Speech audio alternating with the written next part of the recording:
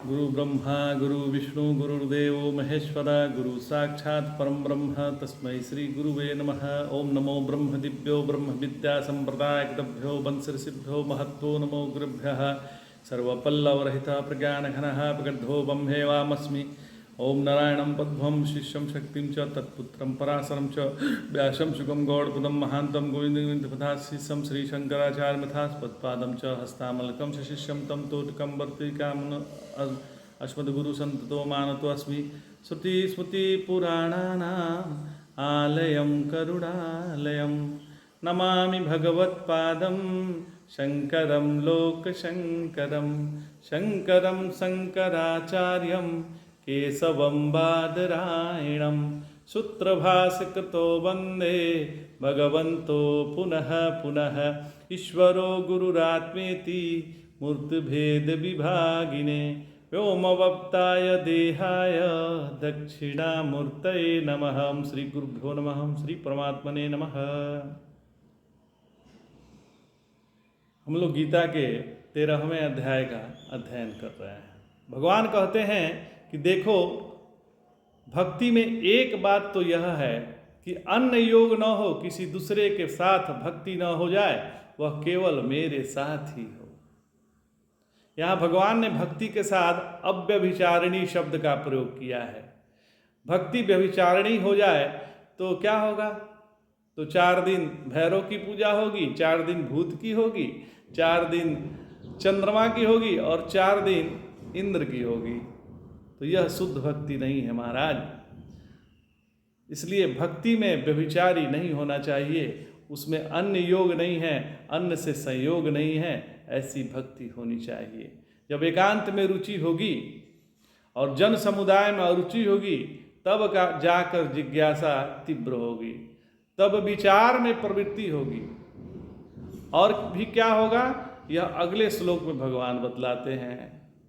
अध्यात्म ज्ञानम नित्यत्वम तत्वज्ञानार्थ दर्शनम एव ज्ञानमिति प्रोक्त मज्ञानम यदतोन्यथा। सर्वदा अध्यात्म ज्ञान में तत्पर रहना और तत्व ज्ञान के प्रयोजन पर दृष्टि रखना, यही सब ज्ञान मतलब ज्ञान का साधन कहा जाता है। जो इसके विपरीत है वह ज्ञान है। तो अध्यात्म ज्ञान में नित्य स्थित रहना, अर्थात निरंतर आत्मा अनात्मा का विवेक तथा श्रवण मनन निधिध्यासन करना। तो यह किस लिए करना? तो तत्व ज्ञान रूप अर्थ के दर्शन के लिए, अर्थात तत्व ज्ञान की प्राप्ति के लिए ऐसा करना चाहिए। तत्व ज्ञान का अर्थ क्या है? तो प्रयोजन जो मोक्ष है उस पर दृष्टि रखना है। तत्व ज्ञान का प्रयोजन क्या है? मोक्ष है, उस पर दृष्टि डालिए। यह जो 27 लक्षण बतलाए गए हैं वो ज्ञान के साधन होने के कारण ज्ञान कहे गए हैं। इनके विपरीत सब अज्ञान है। यहाँ जो ज्ञान के साधन है उसी को ज्ञान कहा गया है। जैसे भगवान के मंदिर में झाड़ू लगाने, फूल चुनने और पाठ पूजनादि करने को भक्ति कहा जाता है। यद्यपि यह सब है भक्ति के साधन, केवल ये साधन ज्ञानियों के गुण है। वास्तव में जो ये ज्ञेय है वही ज्ञान का स्वरूप है। तो तत्व ज्ञान का प्रयोजन क्या है? तो तत्व ज्ञानमेव अर्थः तस्य दर्शनम। तत्व ज्ञान ही जीवन का प्रयोजन है। ज्ञान का अभ्यास करना माने किसी चीज का मतलब ज्ञान का अभ्यास करना मतलब किसी चीज का कंठस्थ नहीं करना है। जो हम लोग एक मंत्र का उच्चारण करते हैं, ओम सहनावतु सहनो भुनक्तु सह वीर्यं करवामहे तेजस्विनाम वधितमस्तु मां विद्विषामहे। जो हमने सत्संग में श्रवण किया है या जो हमने स्वाध्याय किया है, वह जब हमें आवश्यकता हो, याद हो जाए। गुस्सा आया तो कोई नुकसान नहीं, और यदि हमने गुस्से के साथ तदात्म्य किया तो नुकसान हो गया। दुख आया तो कोई नुकसान नहीं महाराज, लेकिन दुख के साथ तदात्म्य किया तो दुखी हो गए। सुख ज्यादा हो गया तो सुख के साथ तदात्म्य किया तो अहंकारी हो गए। तो ये तदात्म्य इसलिए होता है क्योंकि हम सावधान नहीं रहते हैं।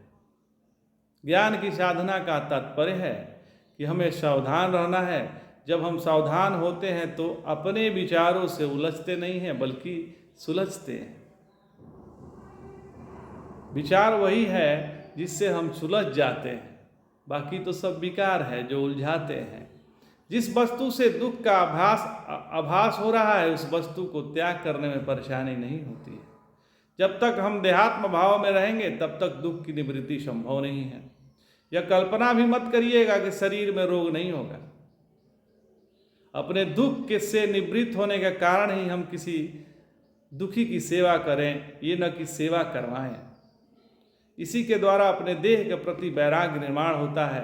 ये कल्पना हम छोड़ दें कि देहात्म भाव का त्याग किए बिना हम परमात्मा का दर्शन करेंगे, ऐसा संभव नहीं है।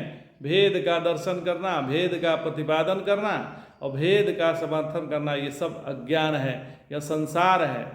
भेद का दर्शन होना लेकिन भेद के दर्शन के कारण भेदभाव न होना, यह अध्यात्म है। तो आज इतना ही। जय जय शंकर, हर हर शंकर।